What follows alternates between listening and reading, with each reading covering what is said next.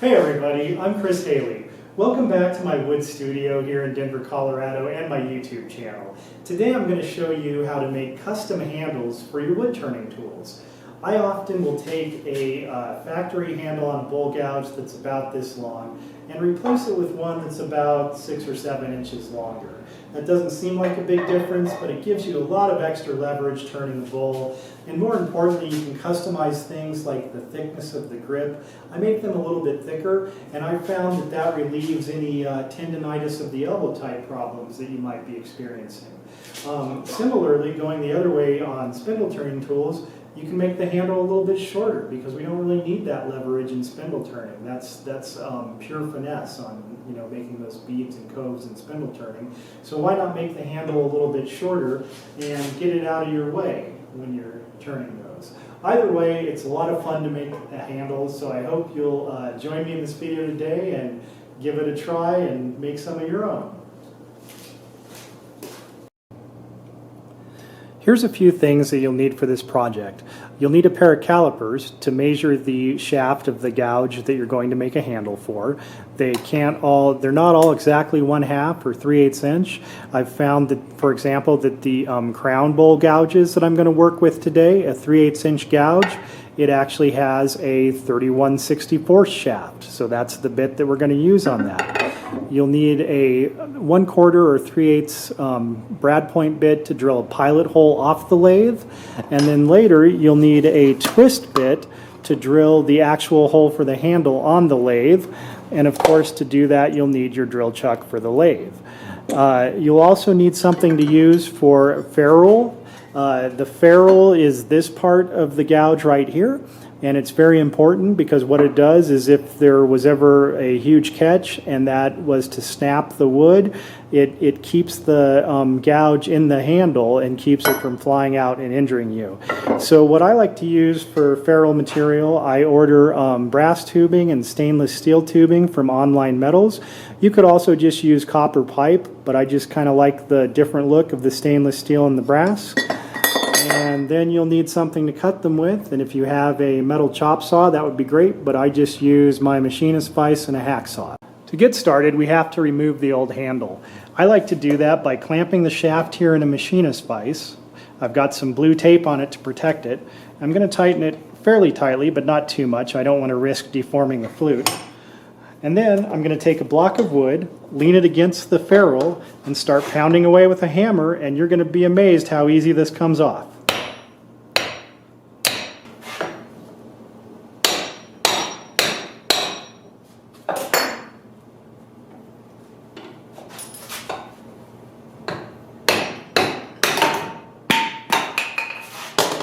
And that's all there is to it. That one was in there a little bit tighter than most, but still not much to it. Now we've got the gouge ready for its new handle.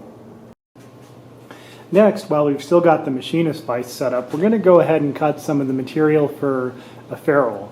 And one thing you can do to make yourself kind of a straight line to follow is just wrap a piece of blue tape around there. And if you can get the tape to meet up fairly parallel where it meets, it's going to give you basically a line that you can follow with the hacksaw. Now obviously if you had a metal cutting chop saw, that would be the easier way to do this, but I just wanted to demonstrate this just to show you that you can get by with just your machinist vise and a hacksaw.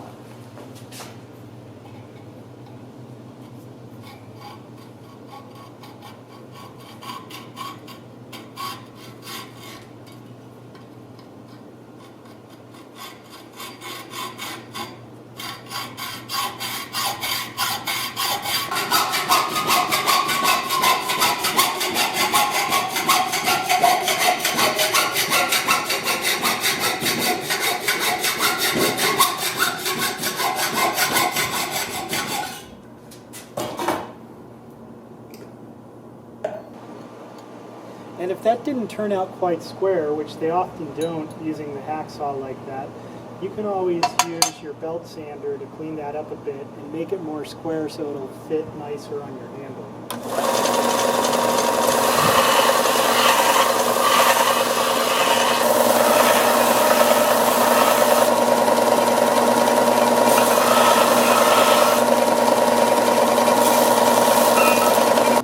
And if you have a lot of work to do to get it back to square, like I did on this second one, it can get pretty warm on here, so you might want to use a vice grips to hold on to it.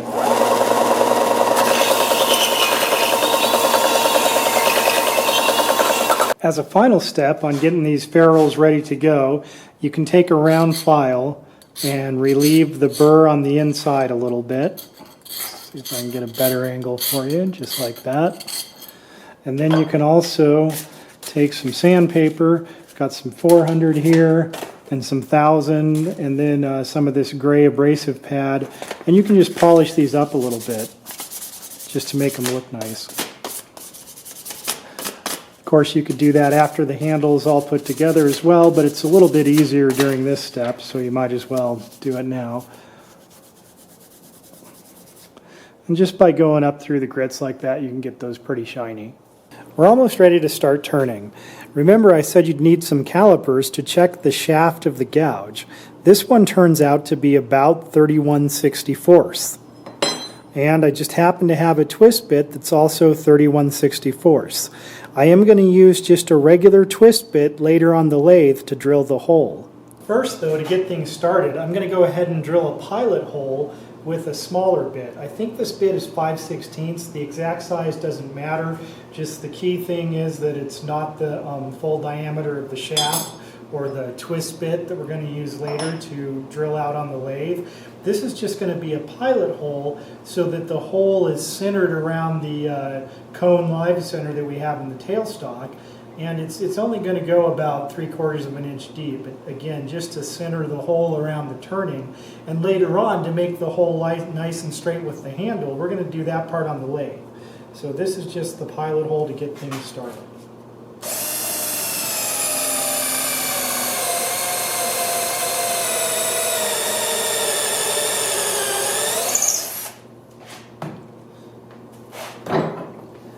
We're ready to head over and put this on the lathe. You can see how we're going to center that pilot hole that we just drilled on the cone center in the tailstock. And those center marks look kind of wonky there because this is a little bit of a wonky blank, but I checked and it is big enough on this end to accept the ferrule that we're going to use, so I think it should work out. And now we just have to go ahead and rough this down to round.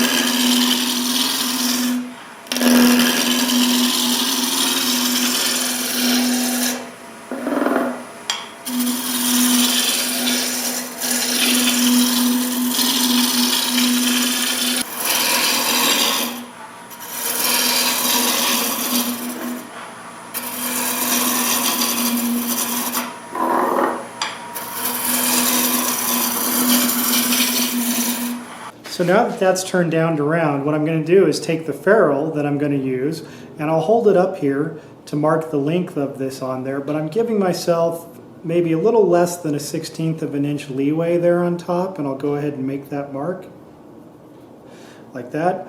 And the reason why I gave myself that little bit of extra there is because you're going to see that it's really easy to trim that extra wood down to the level of the ferrule if you wish to do so. It also doesn't look terrible if you don't.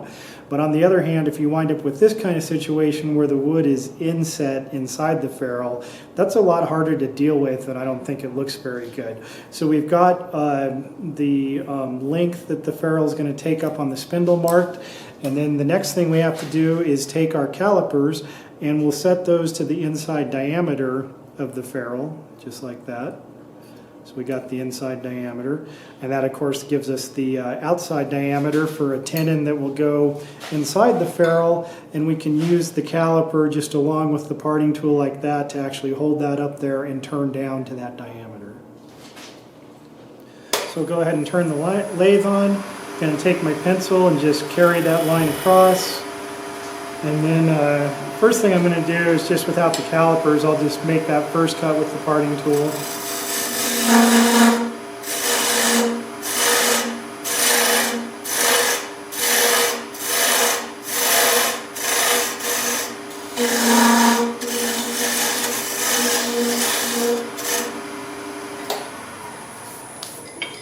We can turn that off and then just check that the link looks good for the ferrule, and it does. Looks like I maybe even gave myself a little too much extra on top there, but again, that's going to be easy to deal with. So from here, it's just a matter of going ahead and making this sizing cut for the diameter of the tenon. You're going to hold this up there. When you do this, you always want to kind of hold this down low like that. If you were to bring this up, the top part of that can catch and kind of throw it back on you. So just hold it down like that. And actually, I'm going to just even this up real quick first.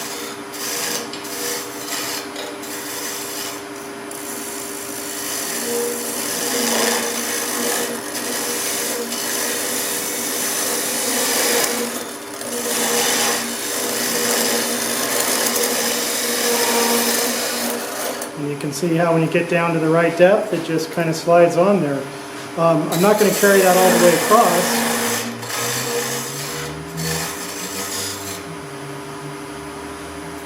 And the reason why I did that just on the front half of that there, that'll give me a chance to turn this off and kind of double check this.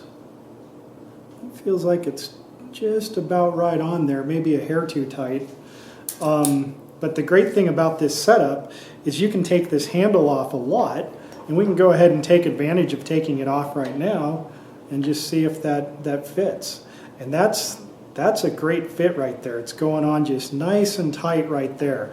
So I'm going to try to preserve that down the rest of the way, because ideally I'd like for this to fit without any epoxy.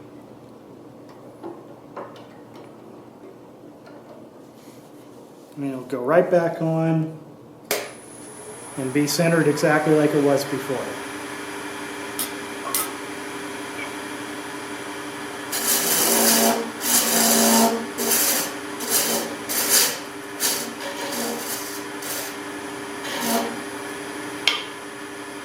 So I think that may have been just a hair too tight.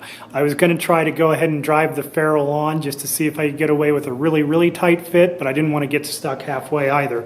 So what I'm going to do now is I'm going to use the skew on its side, just essentially as a negative rake scraper, to just take a tiny bit off of there and see if I can sneak up on that perfect fit.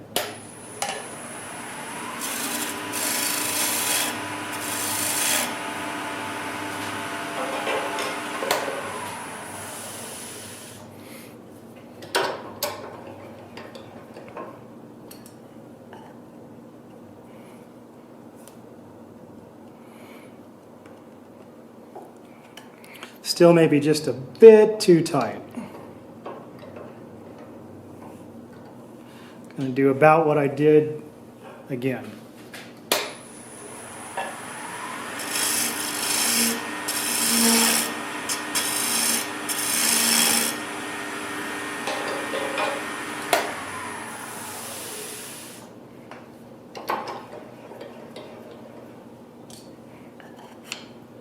Oh, went a little too far. So you can see it's pretty easy to overdo it and go too far. And now I am either going to have to use epoxy or recut this and start over. And I'm in kind of a perfectionist mood today, so I did decide to go ahead and recut that. That actually worked out perfectly because the very center point from the old pilot hole just wound up right where I cut it off. So I'm going to go ahead and do a new pilot hole and catch back up to that step, and we'll see if I do better this time. And I guess another good thing about that little mishap is it's going to allow me to shoot this sizing cut for you from a different angle, so we'll go ahead and do that.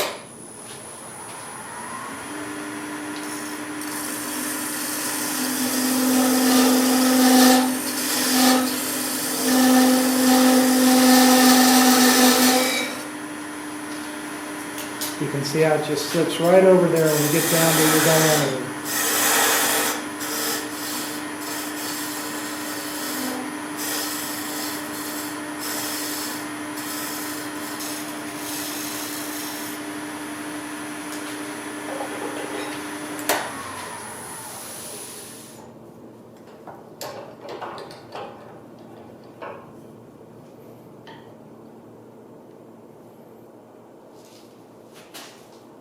All right, y'all, so it seems like it's just right there, like it just barely doesn't want to go on. Checking it with the calipers, that would suggest it's just ever so slightly, you know, too big and just kind of just part of it there. So I'm going to go ahead and take a chance and see if I can pound it on here.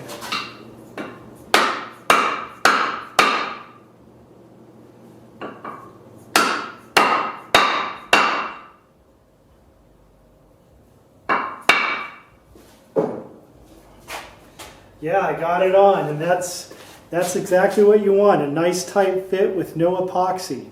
And then what you can do is you can take, you know, since this didn't quite go down all the way, you can take another one of the ferrules and use that on top of it to just bang this first one down all the way.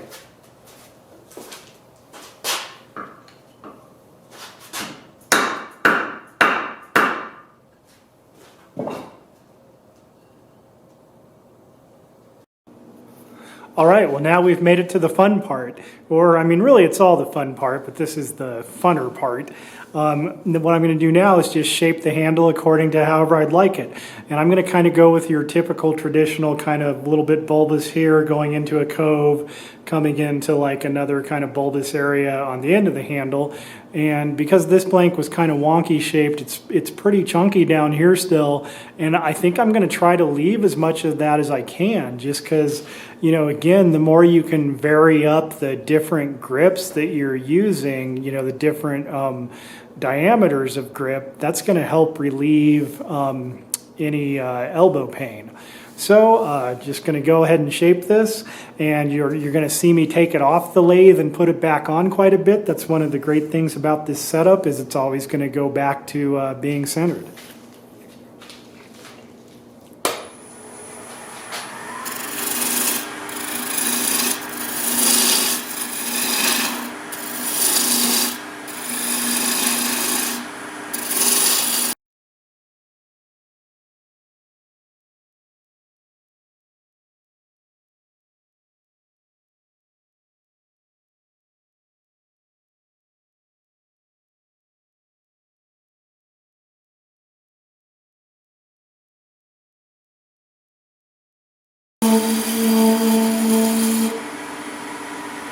Go ahead and take this out of time lapse just to show you something you can do. You can hear this chatter that I'm getting in the middle of the spindle, so if you get that, you can put your thumb on top of the tool, wrap your fingers around, and you can use that to help support and help eliminate the chatter.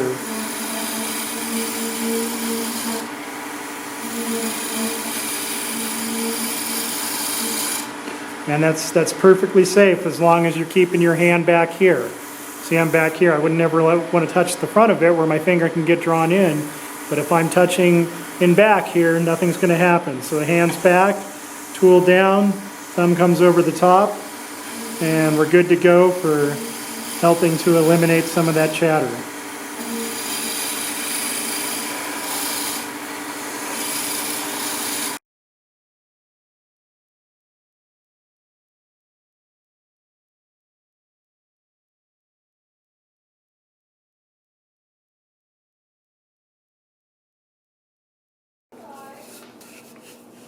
Feels pretty good. Something still feels just like it needs to be adjusted just a little.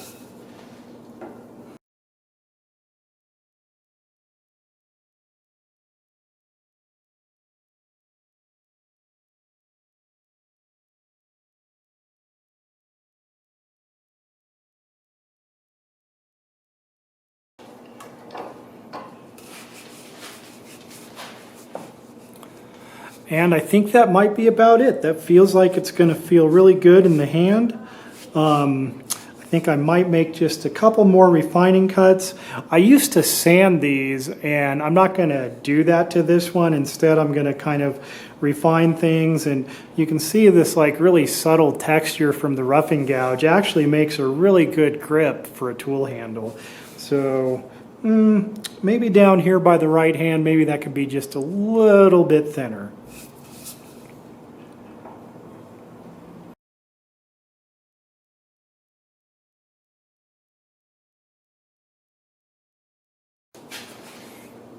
Yeah, I think that's it. So now we're back, and I've changed the setup around a little bit here. I took the cone center off of the tailstock, so I just have the one with the point. And over here in the headstock, we've got the drill chuck with the 31/64 bit that we decided was going to work for this handle. So what we're going to do is we're going to put that, center that there in the tailstock, and then the twist bit has a little bit of a taper on it that in itself can be centered in the hole. So we'll try to get that centered as close as we can, and we'll turn it on and see what things look like. So that's flopping around a little bit. I'm turn the speed down a little bit. I'm going to see if I can get this centered a little better. So I'll kind of twist the drill to where I can see the taper, and I'll bring you around here so you can see what I'm talking about. Here's a closer look at if we kind of turn the drill bit to where we can see the taper. I'll turn the handle a little bit to expose kind of a fresh edge that hasn't been cut in by the bit at all. I'll just see how centered I can get that. Feel it going on a little off-centered. Well, that feels pretty good. Let's turn it on and see what it looks like. Still bouncing a little bit. So we'll back this off and we'll try again. This might take a couple times. And it doesn't have to be perfect. You just don't want it to be like overly bouncy. That's not bad. I think we're going to go with that one. So now what we're going to have to do, now that we've gotten this relatively centered, is I'm going to turn the lathe on, and when I'm ready to drill, I'm going to grab this spinning handle and actually stop it with my hand while at the same time advancing the tailstock. A lot of times people see this and think it's a dangerous technique, and it's really not. You'll notice that I've moved everything out of my way here that could possibly lead to my hand getting caught or entangled, and the RPMs are down very low. Let's see what we got them at here. 400 RPMs. So I guess as a safety note, maybe this wouldn't be the best technique if the lowest speed your lathe is capable with is 1,000 RPM or something pretty high for a low speed like that. But other than that, there's not really a lot of safety issues with this technique. A lot of people kind of think there is the first time they see it, but there's not. And I love it because I've never had a handle, well, knock on wood, I don't want this to be the first one, but I've never had a handle that I drilled with this technique where the hole doesn't just line straight up along the shaft and you wind up with a perfectly mounted gouge shaft. So I'm going to go ahead and turn it on and give it a try. Oh, and just one more thing, I've got a piece of blue tape here marked how deep I want to go. I may have to back this off and clear the chips a couple times. We'll see, maybe not. But I've got it marked off to go just under 2.5 inches, which will be plenty for this gouge. So here we go.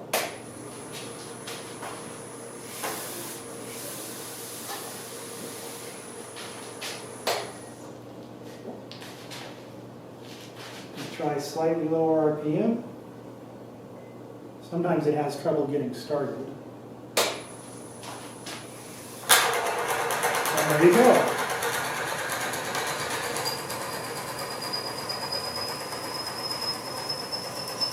It does feel like it was kind of light for me to clear the chips.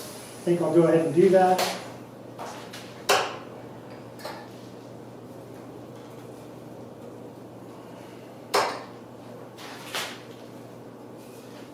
Sometimes this is a probably should have stopped to clear the chips earlier, but we'll deal with this.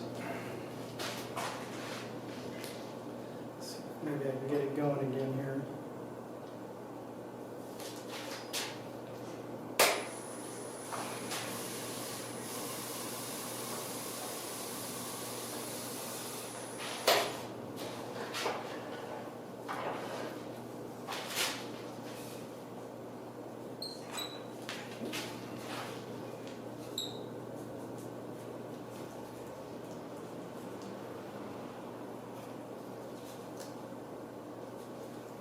All right.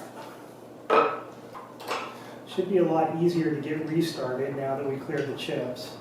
I'll just go ahead and advance it to feels like it's ready to go again.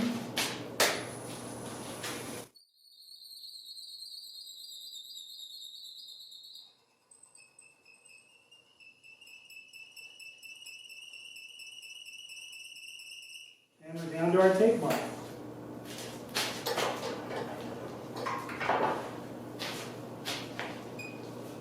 So now what we've got to do is swap this setup one more time.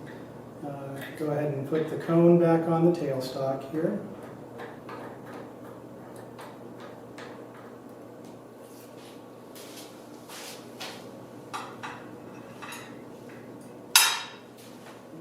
Find what I did with my drive center.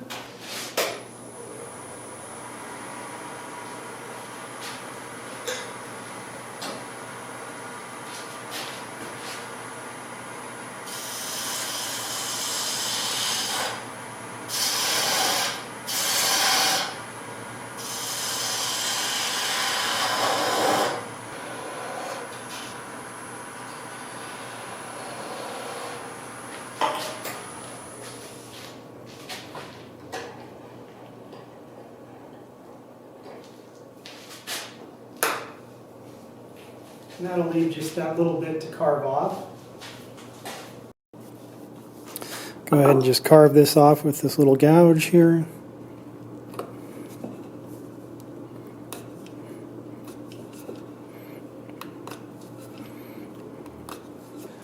All right, well, now it's time for the moment of truth. I've got my handle, got the gouge. It's a promising fit so far, just feels kind of tight. So I'm going to wiggle it in there just a little bit, kind of sight down it. Everything looks good so far. I'm just going to line it up on this block here. And again, sighting down like that, trying to hold it as straight as it'll go. I mean, at this point, it's going to be based on how straight the hole is. Give it a couple of taps, get it started. Sometimes if it's going like totally wonky in one direction or another, you can influence it. But that looks like it's going on nice and straight, so nothing to do but just drive it home now. You can hear that sound, that's all the way in, and this one turned out pretty nice. Well, thanks for tuning in, everyone. I hope you enjoyed the video. Thought I'd just give you one more shot here. Here's the gouge with its new handle. It came in just under 18 inches. It's about 17 3/4, and the original handle that was 14 inches. So it wasn't a huge difference, but it already feels like it's going to be, like a lot nicer to use. Just sometimes just that extra 3 or 4 inches above what the manufacturer gives you makes all the difference. And plus, it's just kind of fun to personalize your own handles. This is a beautiful piece of figured maple. I'm probably going to go ahead and put some red dye on this at some point.